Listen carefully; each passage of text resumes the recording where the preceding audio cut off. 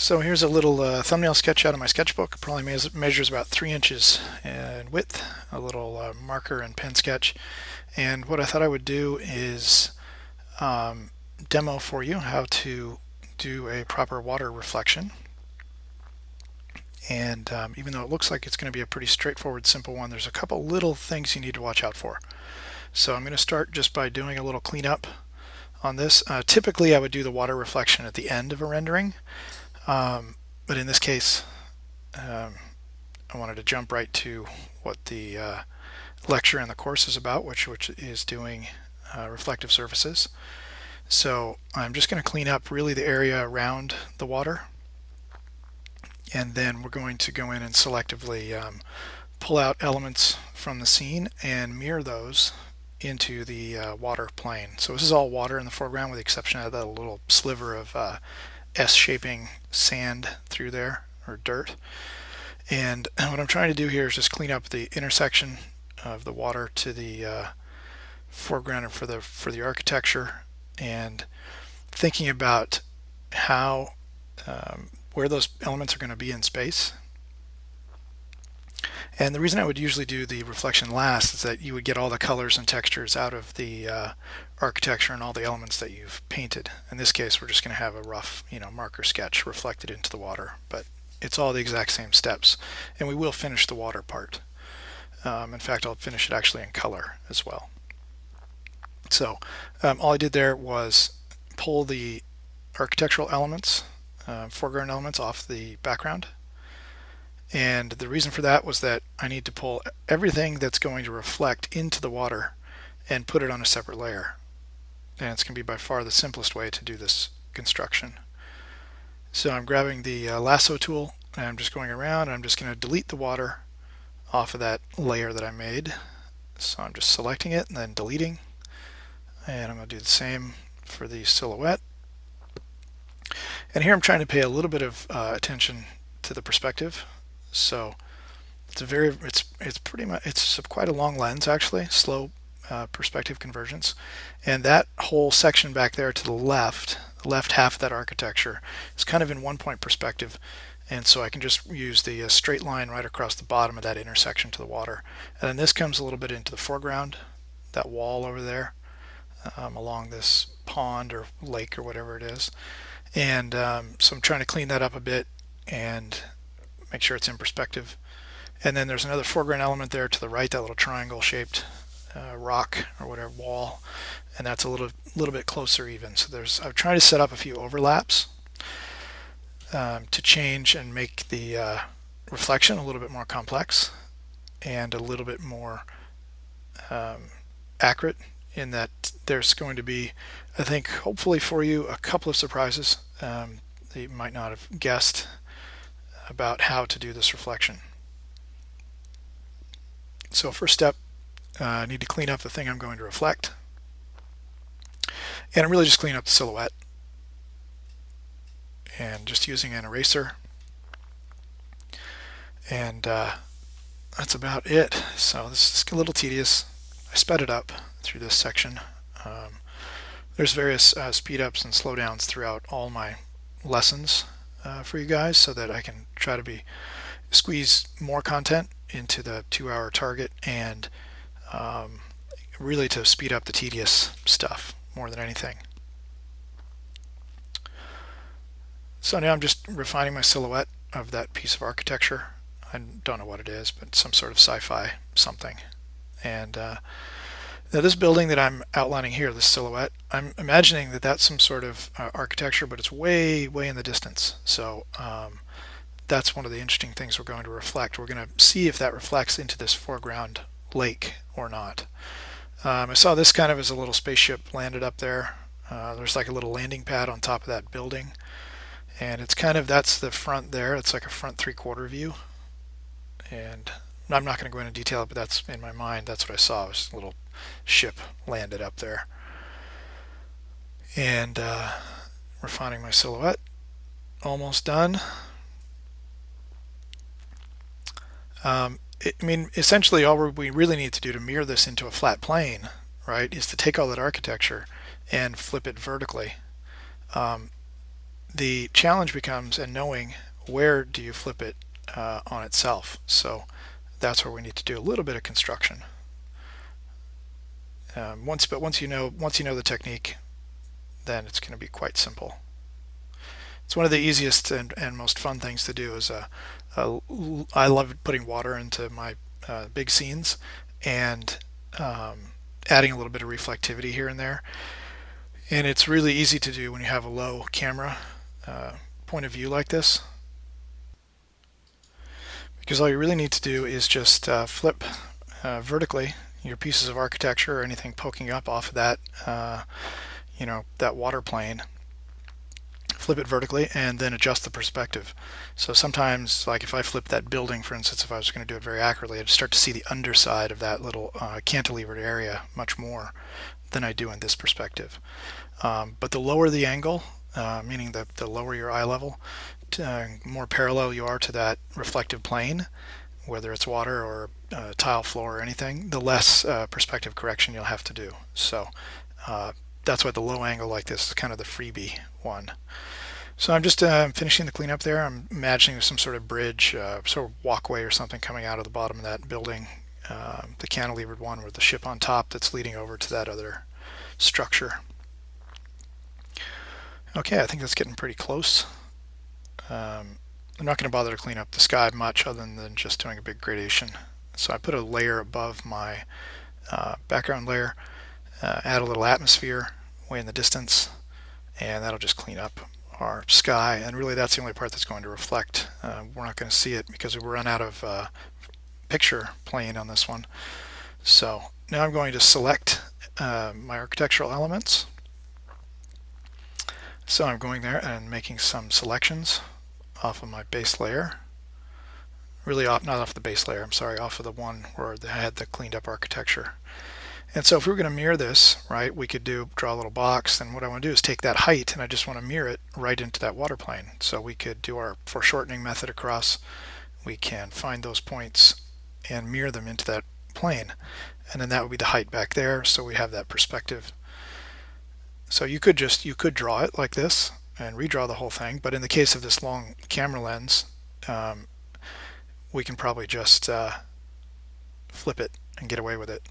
Now if that notch that I just drew there, that section, right, you can see how it could start to be hidden by the foreground element. So if that notch and that section goes back a long ways, we actually won't see the top part of that reflecting. It'll be blocked by the lower wall. So that's the sort of thing you would want to do to double check. And if you knew that those three triangle elements at the top of the wall were a long ways back, then we might not see those. But in this case they're fairly close, so I'm going to keep them in there. I'll probably try to squeeze them a little bit. Just try to position that wall. So what you do is, what I did there was I just flipped it vertically. I put the center of my selected box at one point that was already touching itself, and then I just distorted. What I'm going to do here is just going to pull that and compress it a bit, because that section is back a little further behind that low wall. So by doing that, it's setting it a little bit behind that lip, behind the edge. There we go. And in fact, I will take and push back that little element right there. So that maybe is the top of another structure way in the distance. And so here, we wouldn't see it because it's too far behind the top of this wall. So then there's a little tweak to it. So just cleaning up the silhouette of the foreground element. I'm going to do the same thing again here, darken it up a bit. I'm now going to pull it into the reflection layer. So I'm going to duplicate it and flip vertical. Position it. I'm going to set up one point that touches, and I'm going to put the center line on that point, and then I'm going to distort it into perspective to match the perspective on that water plane. And then I lifted it up a little bit, and the reason why is that there's a little angle for a little dirt or sand where that leans in to the water. We probably wouldn't see that reflecting, so you want to lift the reflection up a little bit, because really it's reflecting a little further behind that sand area, the big architectural element. Just cleaning up behind that so we can see the silhouette a little bit. Technically that should of course be in my reflection, but again, it's not a finished rendering that I'm mirroring, it's just a sketch, but you'll see it starts to come to life in a little bit. So I'm going to grab this element,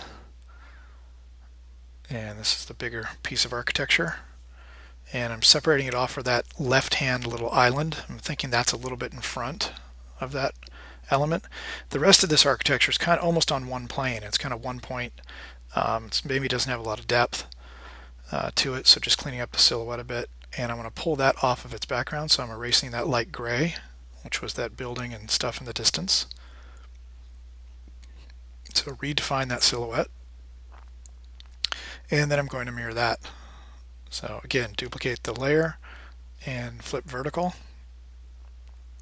position it back on itself. There you go, and that's the reflection of a perfectly still water. So it's basically you're just doing chrome first, and you know, is it just like the previous lessons where we're going to do chrome, then we're going to introduce layer mask and render our Fresnel effect, and that's basically all there is to it. Of course, because it's water, we're going to do a little, you know, a few ripples and things. So there, I'm going to position that. That looks to be right sitting on that plane, and pull that down just a tick because there's a little perspective on that, like maybe that thing's coming towards us a bit.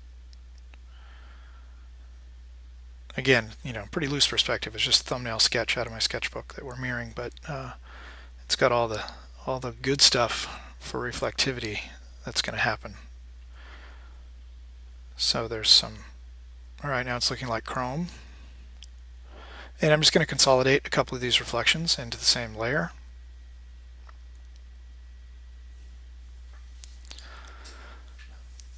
So a little layer cleanup.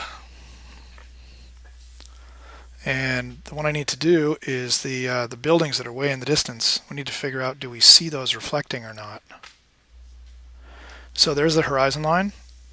Just put a couple of guides in there from my original sketch. So there's the horizon, and let's put a little, maybe a little structure out there, and then just a quick reflection of it.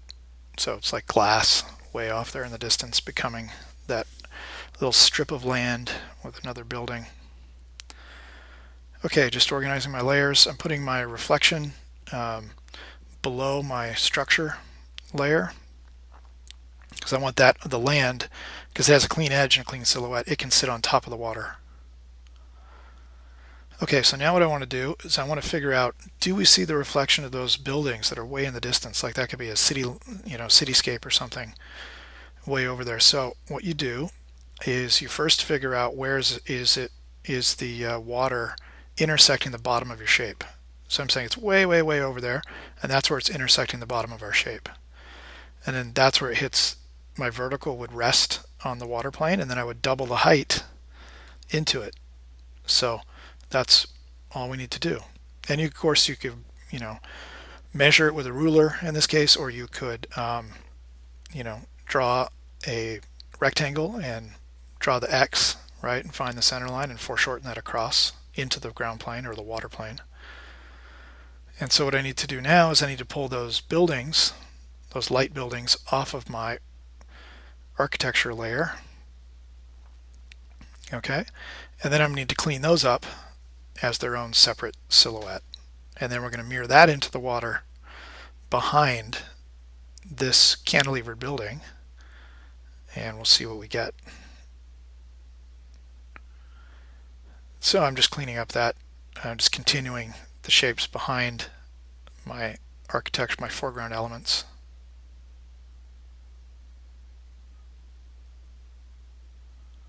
Okay, and then that's the bottom of it. That's where it's going to sit on itself. And now I've got to erase out. So first I had to extend the gray, and now I'm going to continue the silhouette behind my cantilever building. So there we go, almost done. And then we're just going to mirror that.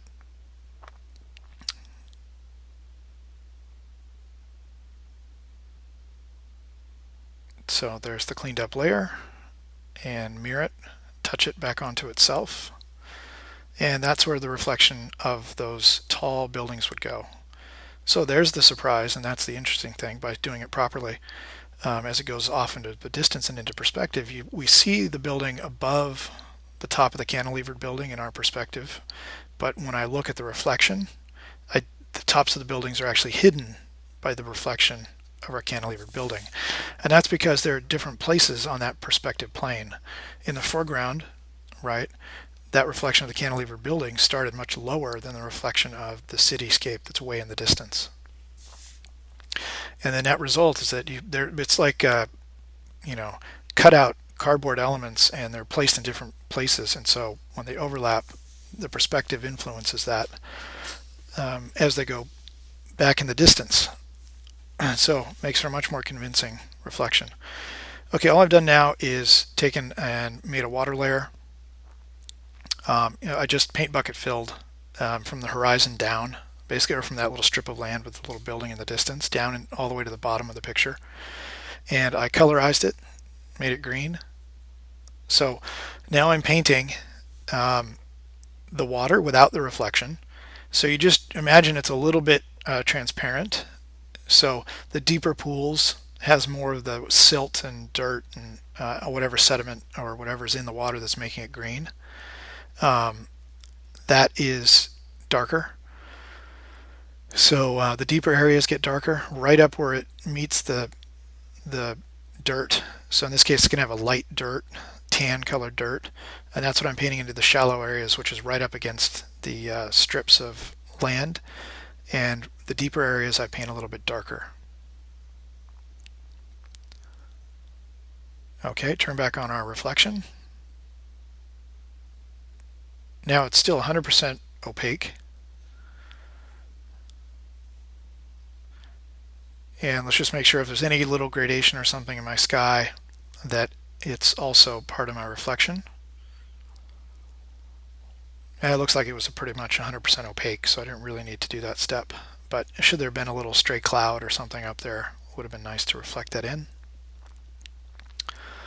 Okay, so put those two together. So that's all together, the sky and the ground. I just grouped those and made a copy. So I'm going to give you this layered file as usual. So those at 100%, they're in there. The two separate, the one with the cleaned up edge and the sky. And then I merged them, threw on a little layer mask, and there we go. There's our Fresnel effect. All you have to do is uncouple those. You have to unlock them so you can move your gradation mask independent if you want to change the strength of the Fresnel effect. And it depends, there could be a bunch of like dust and dirt and debris floating on top of this, changing the quality of the water, making it a little less reflective. Also could be a little windy, and changing some of the strength of that reflection would also change in strength if the wind comes up. And I forgot a little rock, so I'm just adding that little reflection of the rock in the foreground. I'm going to add it to my reflection layer. And I don't want to merge that layer mask yet, so I'm just going to delete it first so I can merge those two together. So now they're all in one reflection layer, and I'll just redo the Fresnel effect. So there we go. And I'm going to adjust it a bit. So that is the Fresnel effect, and our reflection is becoming stronger as our line of sight becomes more tangent to that surface, which means stronger into the distance, and less reflective in the foreground, which allows us to see the water in the foreground and the water color more than in the background. In the background you see more of the sky covering, just like the photographs we've looked at. And what I'm doing now is I'm just lightening up and cleaning up the sand areas so that we can see it a little bit more clearly in the water, up next to the water. So I just hit preserve transparency on my architecture layer. Okay, and now I'm playing around. I doubled up my reflection. I put another one on top, and I'm playing around setting it to screen. I put another one on top here, putting it on multiply. That's if you just want to see and play around with the darks being very dominant versus the sky being dominant, tweaking your reflection a little bit. I think in the end I don't use either of them, but because the screen made the sky brighter than it actually was in reality. The reflection was brighter than the sky, so that didn't work. I was just trying to see if I get my darks even darker or more contrast between my architecture and the sky. But in reality, all you need is one layer set to normal, and just throw on your gradated layer mask, and that's all it takes. So this is the case of doing any flat plane reflection, would be the same exact technique. I have a little smudging brush I'm using right now. It's a rake brush. It's like a bunch of little dots, and the little vertical row of dots is the brush shape. And so when I just squiggle this left and right, I'm able to put a little streaks like ripples in the water. It's one of the ways, of course, to bring a little life to it. So I'm basically introducing a little bit of wind or something, a little current or wind. But basically, it's almost glass. But obviously, this would show more if it was a more finished, illustration. But there's enough contrast in that reflection and enough edges there that works. Plus, you can open the file and have a look. Once it gets a little larger, it looks more convincing. Higher res on your screen. Okay, now I grabbed a custom brush, and I have a brush that's just a bunch of water ripples, and I just made that, which is just a bunch of kind of almost a little ellipse shapes, and I made like a little grouping of ripples. Excuse me.